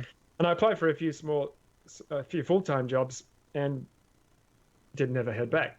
Mm-hmm. You just Yeah. literally don't hear back, and Yeah. partly because maybe part of it's due to the fact that your age, or also because at this age, you have a certain rate that you would want per year. For sure. Right. And why would anyone hire you when they can hire someone who's 20 years younger for $20,000 less? Right. Yeah. And there's great people in this industry in their 30s and 20s, and better than me at a lot of things. So you have to start thinking, well, how can I stay relevant, and what can I do that will transcend my age? And one thing for me was teaching. I've been teaching for years, and I did a certificate in training and assessment last year, and got the qualification, which I'd had years earlier but had expired. And I'm still waiting for that sort of teaching to come through with local colleges. Mm-hmm. But I don't have any university experience, so there's potential that even though I've got 25 years teaching After Effects, and probably Right. arguably one of the more better After Effects teachers around the world, Mm-hmm. I might not be able to teach any of these younger students because I don't have a degree. Right. With 25 years industry experience, so there is some potential work there, but there's also I need to find other kinds of work, and this is where I'm transitioning now from. I don't want to go into other people's companies, specifically TV stations, necessarily at my age, at 54. Traveling sometimes an hour and a half each way just to get to work. Yeah. I want to work more from Yeah. home, and I don't necessarily want to do the motion graphics as much anymore. This is why I'm really focusing hard on the 3D modeling, texturing, and because I can do that until I'm 80. Yeah. And I can. It's kind of like a martial artist, right? The best masters are the oldest. Yeah. Mm-hmm. They just know everything, and there's this economy of movement, and it doesn't matter whether you're 20 or 80. If you can do it fast and do it well, then you're the person for the job, as long as the price is right. Right. So I think it's important to do. I really want to do now what I want to do. I don't want to do the work that I don't like anymore, and that comes with age. I don't want to have to, do lower thirds and pack shots and Yeah. Yeah. kind of stuff. I want to do stuff that really makes me, really perk up in the chair, and this is really interesting and fun. So it's really important to put the work out there that you want to do as a job. I know that this has been said before. I know Buck did a good presentation at NodeFest a couple of years back about when they're not busy, just really doing interesting stuff that they find interesting and throwing it out there. Yeah. And then people see that they can do that kind of work, and they ask them to do that kind of work. And I have got regular clients now that always call on me to do their modeling. Right. And I'm doing more texturing, and more is coming out. And when I launched my new website, and I've got up to 20 projects on there for clients, and personal projects, and building, and you build up momentum, and and then that's hopefully going to see me good for the next 4 or 5 years plus. But yeah, you got to stay hungry. I work at home, and you can't just not do anything. So when I've got no work, I'm either working on my portfolio, personal projects, or watching tutorials. Yeah. And that's a full 8-hour day, Yeah. sometimes longer. Just to get better. I'm learning ZBrush at the moment. So this year I found I did notice that it seemed a little bit slower, but then today I went back and kind of looked back at our year, and we did better this year than we have previous years. Like every year is slowly going up a little bit. Yeah, it just felt slower for some reason. We didn't get as many of these big projects, where we're crazy busy for one whole month, or 2 whole months out of the year making, doing something really big. It was more like we had a really steady stream throughout the entire year. I don't know. Yeah. It's good. Everyone's always got to be prepared for times when there's not going to be work. Right. But one of the things about freelance is that I love is, I was at Foxtel for 14 years, full time, and it started to get really mundane and boring, and I was made redundant. But what happened was when I switched over to freelancer, you become more of a hunter gatherer. When you're working in a full time gig, you tend to just sort of sit back and even though I didn't necessarily, I was using my spare time to do motion works and learn but when I became freelance, that's when I started to really get better at things like Substance Painter. I had to get Redshift. I had to start to understand, and I'm having to learn a lot more stuff. So I feel like I have a greater knowledge now than I did 4 years ago when I was working full time, and I'm learning more all the time, which is great. So freelance, it's important to spend the time doing, practicing and getting better. One of the things I also like is that even though there might not be any work one week, there's always a chance that something really interesting is going to come in. Yeah. Whereas if you're working full time, you're always doing the same thing. So I'm always excited to see what's going to come up. And the trouble is balancing doing the boring, crappy work that's going to be a 6-week project. Maybe doing pack shots and lower thirds, and then suddenly someone comes in and have got this amazing modeling job for you. Sorry, I can't do it. Yeah. So it's a balance of wanting to do the work that I want to do that takes me in that direction, but having to do the other work if nothing's coming in. Right. You know what I mean? Yeah. So let's move on to some links, because we got a section called Mograph Recommends that we want to do here in a second before we finish up here. But real quick, I did want to mention Beeple did come out with his short this week called Manifest Destiny. That was really good. It's something, I guess, that he's been working on for a while, just off and on, so he decided to finish that, put that out, and he did do a really good process video and show the workings of that. So make sure you check that out. Which you can download all of his files. Oh yeah. And use them for whatever you want. So if you want to do like a re-render and recut it and call it your own, you're free to do that. Apparently. Would you guys download Beeple's files and use them? If someone said, I want it to look exactly like this, and gave me Beeple's stuff, I'd download it, and maybe it's a change start. In it. Yeah, I don't know. Or if they said if they needed or if they said, hey, can you download this and so that we can use it? Sure, why not? Yeah, maybe an asset or something. Yeah, why not? I mean, that's why he puts it out there. That's why he puts it out there. But yeah, it's really good. Check that out, and then.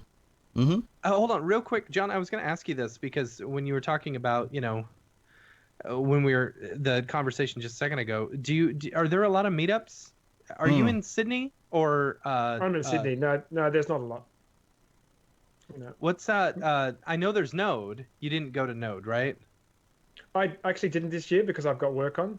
Yeah. But apparently it was very successful. It's growing every year. But there aren't that many.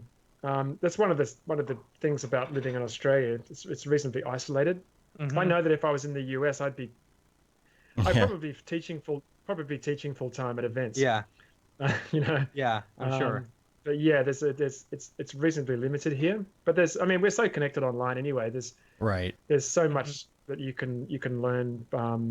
Events are recorded and you can watch them online later all around the world. So. Yeah, are you going to come to NAB this year? If someone invites me. Oh, okay. Yeah. For many years, I paid my own flight, and because I was working full time, I just took annual leave and just did it myself. Yeah, sure.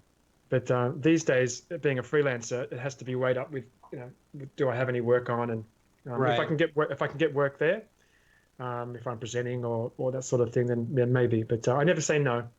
Yeah. Yeah. Cool. Yeah, well, maybe we'll see you at NAB. Maybe.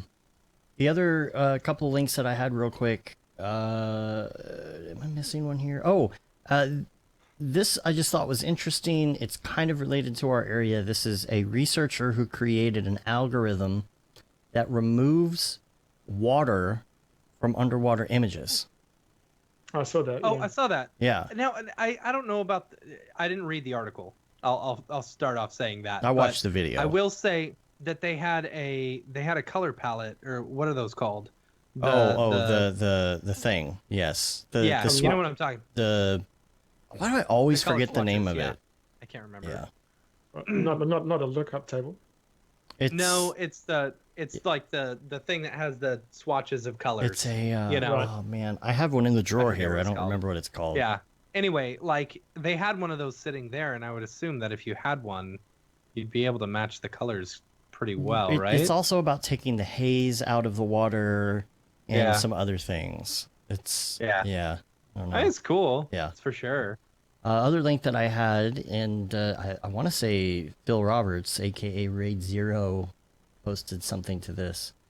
Yeah, he mentioned me on Facebook under a comment because this was an article about Apple. This is from Business Insider, so it's a pretty credible source. You know what I'm talking about? Sure. Apple I think- reportedly revealed the device it expects to replace the iPhone during a secret employee meeting in October. Now, replace is a harsh word, but they're referring to something with AR, some sort of AR device, and so that's kind of our recurring thing where I say that's what they're going to do. Matt refuses to believe that they would ever come out with AR glasses for some reason, No, when they everybody won't. else has. I think they're just silently waiting for the right time and Because the hardware to be thing where it about, needs to be. The thing about Apple is I feel like if they're going to do something, they're going to do it well, you know? Like that's one thing well, Yeah, they're gonna replace the headphone jack on the iPhone. Yeah. They're Okay. gonna remove it. That was done well. I'll give Yeah. I'll give you that. But like if they're going to release a product, it's going to be pretty well tested. Like I think for example, weren't they working on like the self-driving car stuff and they realized that It's not there's gonna just no work. point and they stopped? Yeah, you know? And I have a feeling like this is what it's going to be. They're not going to be able to figure out the AR in the way that it should be done or something, and they're gonna drop it. Mhm. You know, I don't know. Oh no. That's me. You can think that they're gonna do the AR stuff all you want, but whatever. We'll see. We'll see. All right. It's gonna be fun though. One of these days when I'm like, oh, here it is, and you're not allowed to buy it, Matt, That's fine. when it comes out. It'll probably be $80,000. Yeah, it'll be subsidized in your phone bill. Don't worry. Right. I wanted to do this segment because you are a first time guest. We like to do a segment called Mograph Recommends, where we ask you just about some of your favorite things because it's interesting to hear from different people in the industry and what their influences are. So we wanted to start out with your favorite movie. And I'll preface this as usual by saying this doesn't have to be of all time. These questions could also be a recent thing. So, Well, I was thinking about it actually. Funnily enough, top two films are both baseball films, really? even though it's not a national sport here. Mhm. Yeah, definitely Field of Dreams, It's Okay. such a good movie. a film Yeah. that I can watch, and also The Natural, Robert Redford. I don't think I've seen that Um, one. Mm-hmm. Yeah, definitely. Yeah, a guy who's a natural baseball player, and has got the world at his feet, but then there's a problem, and he comes back to the sport many years later as a veteran. Mm-hmm. But he's still got it. That's a great film. Real sort of goosebumps kind of stuff. Yeah. So those two films definitely. I like stuff that pulls on your heartstrings, Right. and also inspirational. Yeah. Yeah. It's funny, the old guy making a comeback. Yeah. I was gonna say. That's funny. All right. What about music? Spotify makes it a little bit harder to answer now because there's Yeah. so Yeah. much more music available. My recommended stuff that comes into Spotify now is a lot of ambient stuff, a lot of ambient electro. Mm-hmm. And one artist in particular, an artist called Slow Meadow. Mm-hmm. I don't know if you heard of Slow Meadow, but it's beautiful piano, violin, kind of electronic sort of vibe to it. But that kind of stuff, because I'm sitting in front of the computer a lot, and I like stuff that sits in the background. Yeah, for sure. But then, you know, going up to the gym 6 times a week, I'll put my headphones on and I'll crank AC/DC. There you go. So, yeah, You go to the gym 6 times a week? yeah. Wow. That's one of the other things about you know, getting older. I didn't actually mention this when we talked about relevance, and also, you know, when you're out of work for quite a while, staying out of your own head. It's Yeah. really easy. It's really easy for self-talk to push you into depression. Although I haven't Yeah. been depressed. I've always exercised, and I decided to spend a bit of money to join a local kickboxing gym. Cool. And yeah, I go. It's a 30-minute workout. I go 6 days a week, and I'm actually fitter now and stronger, and more toned than I have been in 10 years. So, and Show off. no, but doing that got me out of my head. Yeah. Yeah. For and sure. made me feel stronger. And when I'd be sitting in front of the computer doing, you know, slogging it out, going up and doing that for 30 minutes, and I can come back in front of the computer and feel refreshed. I can't.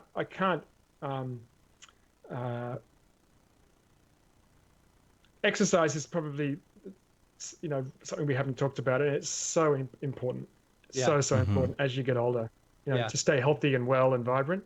You know, Yeah. healthy body, healthy mind. Yeah.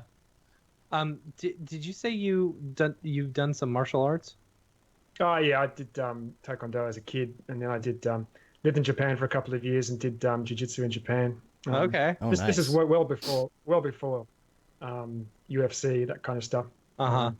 But these days, you know, I get too injured if I spar, so I For just sure. I Yeah. just kick the heavy bag and skip and do all that kind of stuff. Uh-huh. Cool. What about TV show?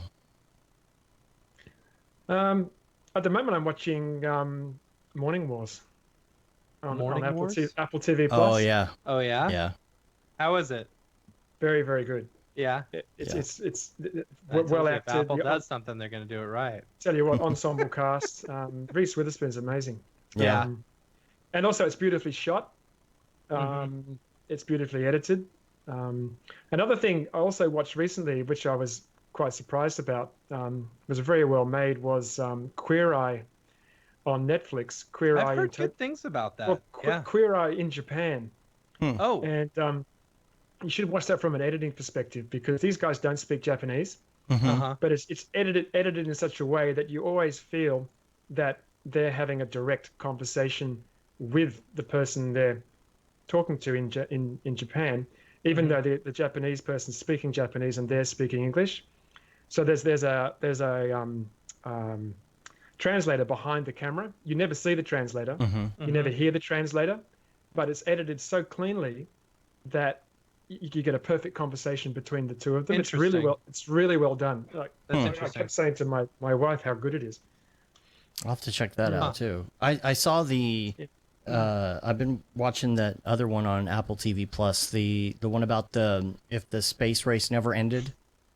But That's right, it's yeah. done in a style of all your For all mankind. yes, but it's done in the style of the older, not older, but just like the space movies, the classic space series shows. You know, it feels like that same style like you would get from Apollo 13 or The Right Stuff or one of those shows, or like the HBO series on this actual space race, but it's fictional. You know, so it's kind of cool. All right, the next one. What about podcasts? Do you listen to podcasts? It's funny, you know. I rarely do. Yeah. I did. It's, you know, probably know why. I didn't think about this, but I'm so consumed by what's happening in U.S. politics, and I have been for I'm the last sorry. three or 4 years. As an American, let me just apologize. It's fascinating. Because you know, really, it's only just like 30% of our stupid population that is Only. like even supporting any of the crap that's going on over here. Oh yeah, I get that, but I've been introduced to people like, you know, Rachel Maddow and a lot of the different cable hosts, and it's fascinating. I find it really interesting when they look back at U.S. politics in the past and how it relates to what's happening now. And I was watching House of Cards season 3, and I Oh got to yeah. like 2 episodes in. I said, this is ridiculous because what's happening in real time now is way more interesting. Right. So I do I do don't know tend about to. interesting, more like To you, it's Well, interesting. To us, it it's is. terrifying. Yeah, it Well, is no, terrifying. obviously, it's terrifying, and the things I call Trump, when I actually mute him now because I'm so sick of his vitriol. Yeah, The stuff that guy spews is unbelievable. And if anyone who doesn't understand what's going on with Trump, just watch some of the stuff that he's done in the past. Look at some of the historical stuff. It drives me mad, but it's fascinating. So I tend to kind of listen to that while I'm working. Yeah. I probably should watch more podcasts, but hey, I am 54. What about plugin? Plugin's a Favorite good plugin? one. Yeah. Yeah, stuff that I've found extremely useful lately in the work that I've been doing is Mocha. Mocha yeah? Pro, the Pro version of Mocha. I don't know Yeah. if you guys have used the Pro version of Mocha. I don't think so. Maybe once or something. Yeah, But it's, I use the After Effects one is great. Yeah. It's so good for what it is. it's really come a long way. Yeah. Yeah. And it's saved my ass on a few jobs. You talked about tracking before and not being able to use Apple's After Effects removal tool. Mm-hmm. And I couldn't either, and I had to go back to Mocha, and it just really helped. So having that has been really useful. But as far as general plugin packages, I always fall back on Sapphire. I was gonna say, I have a feeling you're a Sapphire guy. Yeah. Always, because I'm so used to it that when I'm at somewhere that doesn't have it, I'm thinking, I can't call on these great effects that I use regularly. I don't know if you guys know, but I've got like 500 presets that installed with Sapphire that I created. Mm-hmm. Yeah. Which is great for me because when I was asked to do presets, I just made stuff that I thought was really useful. So when I'm at a project, when I'm at a job, I just call up my own presets. That's funny. That's awesome. So if anybody wants their own presets all the time, any job they go to, all they have to do is create their own for the companies that they're using their software. You can. It's easy. Am I wrong that you can actually create your own presets in there and save them out? Well, yeah, you've got. I mean, Sapphire has the effect builder, so you can combine Sapphire effects and make sort of kind of like Uber effects and then save those out. Yeah. Awesome. But I mean, but that wouldn't appear in the After Effects effect menu. It's just, right, of course. It appear in your preset browser in Sapphire. Right. Mm-hmm. Yeah. Now, what about? And I had to say that Sapphire. Just quickly mention that Sapphire was obviously GenArts was bought out by Boris Effects. And people wondered whether that would change Sapphire, but it's the same team that's behind Sapphire as it was before. And if anything, Sapphire I think is improving. It's got a good backing now, and it's just as good. Awesome. Did Boris just buy out it's Silhouette? Silhouette, yeah. I'm interested to see what they do with Silhouette. Well, they've started to be a force to be reckoned with, aren't they? They've got some. Yeah. Look at how Mocha has grown since they got a hold of it. They really are showing their cards as far as what they plan. Yeah. Now, headphones. Are you a big headphone person? Or do you just use whatever? What are you wearing right now? I just use Bose. Yeah. They're getting a bit ratty. I'm not a big headphone guy. Yeah, I love my Bose though. It's great. What about website, or recently we've been saying app. Like, what is your go-to app on your phone? You pick up your phone. Oh man, let me have a quick look. Let's see. Like, that muscle memory when you just are automatically clicking on stuff. Jago Motion in the Slack or in the chat says, what did you recommend for Windows backup software?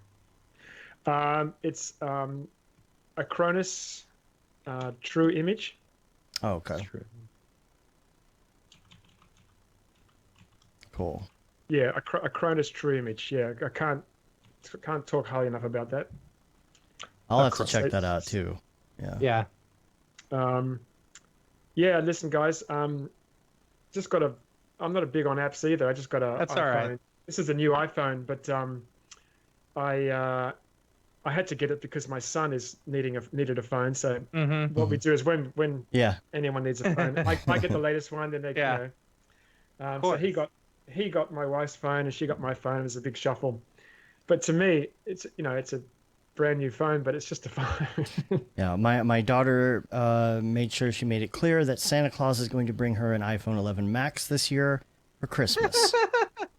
Yeah, That's Santa Claus must be loaded. So I gotta figure that out. Okay. The last one is your favorite life hack. Do you have a life hack for us? I know that's a hard one. Yeah, well, you mentioned life hack or book. Uh-huh. I don't know if I have a life hack, but there is one book that I found has kind of changed my life somewhat when I read it. That was A New Earth by Eckhart Tolle. I don't know if Eckhart Tolle released a book before that called The Power of Now, and it's the whole concept of being in the moment. Mm-hmm.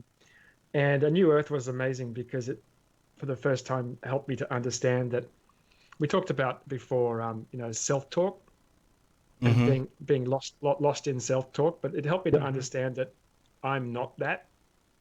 Mm-hmm. My presence is beyond what I'm thinking in my head, which immediately allowed me to, when I'm thinking about something, realize that I'm not in the present moment.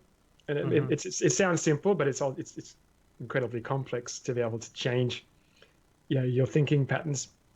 But understanding that I wasn't my thoughts allowed me to really be able to not get depressed. Right. Mm-hmm. To be in the moment, and even think when things get really difficult, is to break that pattern quite easily. And that book was instrumental in that. I'm gonna have to check that out. Cool. Yeah. Is It's the it ultimate life. It's the ultimate life hack. As soon as you realize that you're not what you're thinking about, right? Mm-hmm. everything changes. It was on Oprah's book Cool. club list. Yeah. She did a big thing with him, a whole bunch of shows. Yeah. But it really is. If anyone reads any one single book, I would suggest that. And he's not anti-religion. He talks about different religions and Jesus Christ, and it makes a lot more sense. I'm not religious at all, Mm-hmm. but yeah, being able to be in the present moment. If everyone could do that, Yeah. we'd have a much better world. Cool. Yeah. Well, we appreciate you being on. It's Yeah, man.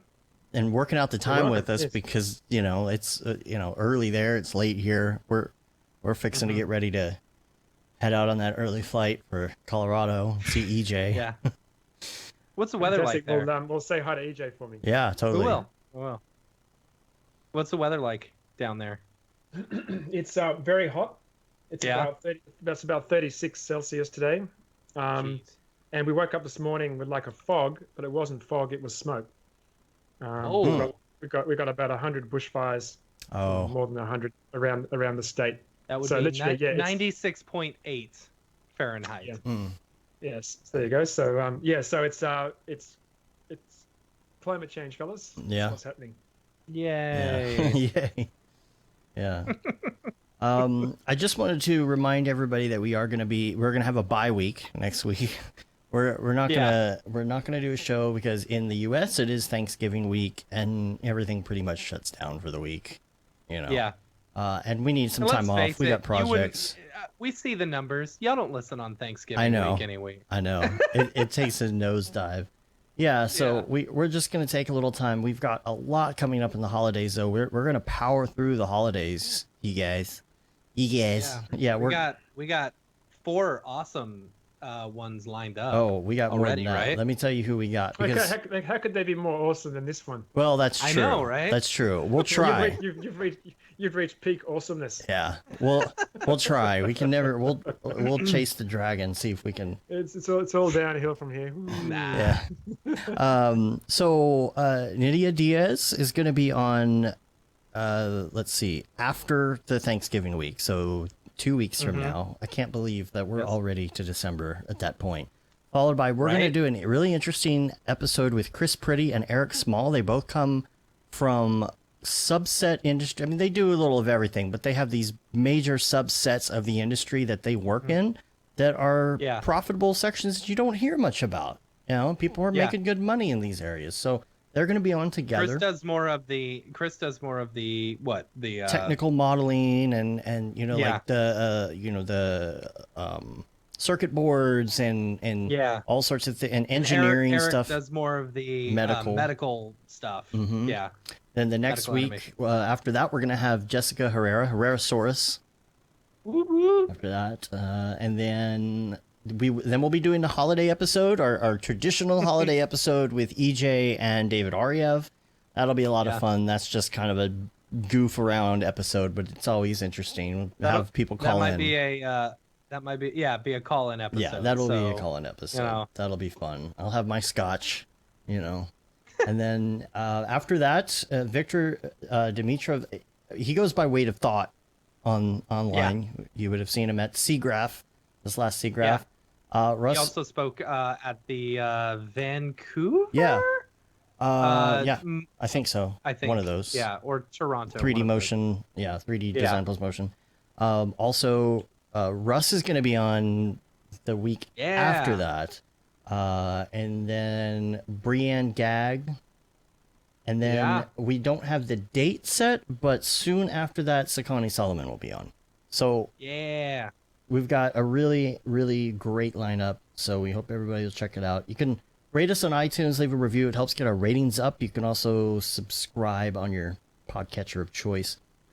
Make sure you sign up for the newsletter. That newsletter goes out once a month now. It's got some nice little bits of information about meetups and things we're doing and all that kind of stuff.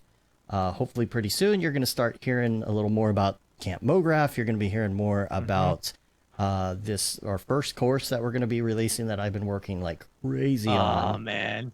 We're going to be so excited about this first course. It's going to be amazing. And then you can get our apparel, the Mograph logo tee and the Paul Babb Feel the Babb shirt. All the profits from that go to Doctors Without Borders. I don't know what we're gonna have to change it after 2020. Yeah, right? It's gonna have to be 2024. 2024. Yeah. Now more than ever. The Render Things t-shirt, hoodie, and long sleeve tee, that's like classic. We'll always have that one out there. And then the That Render is Fire shirt, which you can only wear ironically.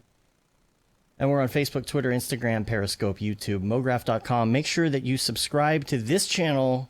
If you are on our old channel after the first of the year, you will not get any updates. There will be no more streams going to it. It's all gone. We're doing that for the stragglers who have not signed up yet. So make sure you subscribe to all the things. Yep. All the things. John, if people want to get a hold of you, where can they find out more information about you and everything you? Yeah, just go to motionworks.net for now. For now. What about the Twitters, the Instagrams, the Facebooks? Yeah, Twitter's probably good too, at MotionWorks. I don't spend a lot of time on Facebook. I do have a Facebook page. I don't do a lot of Instagram either. Although I am on Instagram, but probably Twitter's the best way. Yeah, it was hard for me to find you even on Instagram the other day for a post because I do custom posts for each platform. So cool. Well, we really appreciate you coming on, spending the time working out the weird hours with us. Yeah, thanks for having me. Yeah. All right. We're going to get out of here until next time. I'm Dave. I'm Matt. I'm John. Have a good one. Later, yo. All right. Stand by, everybody. Let me turn off the interwebs real quick. I'll stop my recording here, too. What episode was this? This is 209.